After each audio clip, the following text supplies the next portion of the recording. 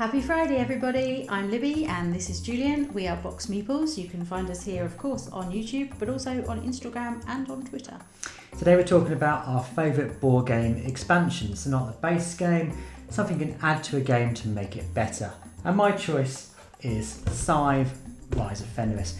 Now I've got to be careful what I say here because there's a lot of spoilers within this fine box. But in this, you take all the great parts of Scythe and add to it. There's hidden objects in here. There's hidden campaigns. There's a campaign that builds and builds and builds and tells a really great story. There might be some extra factions in here. Who knows? But at the end of playing through the campaign, you've got different components that you can introduce in the game into the main game, which not only make it better for more seasoned players who are used to the main game and perhaps want a new challenge, but more importantly also can be used in smaller player counts to really mix up the game and add some diversity to it. I would say it's probably one of my favourite game experiences working through the Rise of Fenris, and if you haven't played this, I envy you because you get to experience that for the first time, which is something I'm not going to get to do again. Yeah, we had a great time going through that sort of campaign of games. It was just a lot of fun, and we were so into it that we didn't really play anything else in between. We just sort of, another game, Scythe, okay. It might be worth saying that some people have said some of the elements of this lead to a shorter game than others. However, we didn't experience that. I think each time we played, it was a good hour's worth of playing, maybe 90 minutes of playing. Yeah, and I can see if you have a larger player count playing through this campaign, there are, I think, one or two of the games within the campaign that might have that issue because some players might sort of rush to try to do something straight off the bat, but because we were playing as a two, we were sort of angling around each other and trying to do some other things that we wanted to do, try and collect some other bits and bobs while still sort of just keeping an eye on where the other one was and whether they were going to go and rush in for this certain thing that we won't mention. Really spoiler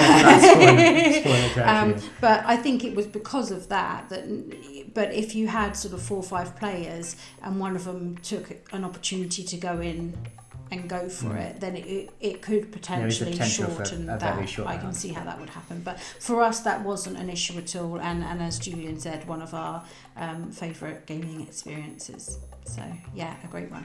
For me, this is an expansion that I will never play, Champions of Midguard, without the Valhalla expansion. It makes the game so much better for me. I'm not a great one for just dice throwing luck games in general. There are some that I do really enjoy, but in general I really dislike that feeling of sort of throwing the dice, it hasn't gone your way, and then they're just ruined or lost.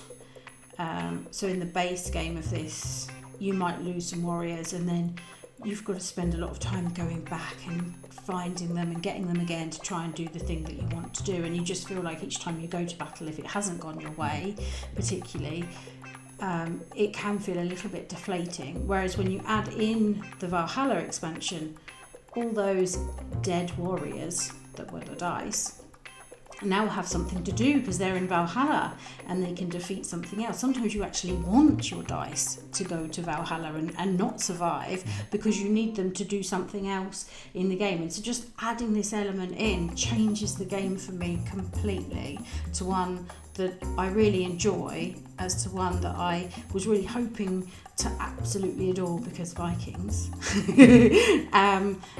Which I think is what I found with the base. I enjoyed it, but I didn't love it how I wanted to, and this helps me love it how I wanted to. Yeah, no one wants to lose a game because of a bad dice roll. That's never fun for anyone, whereas this removes that risk. It just adds a lot more strategy and things as well. You know, you're choosing what warriors types to take into these battles because of another element that you want them to do rather than just the thing that they're battling at that moment in time. So it gives an extra thought process in the game as well. So yeah, I really recommend this one. But what's your favourite board game expansions? Do put it in the comments below. Yeah, we'd love to hear those. And have you played either of those? Do you enjoy that? How were your gaming experiences with those? If you'd like to hear more from us, then please subscribe or even hit the notification bell and you'll be told whenever we have a video up.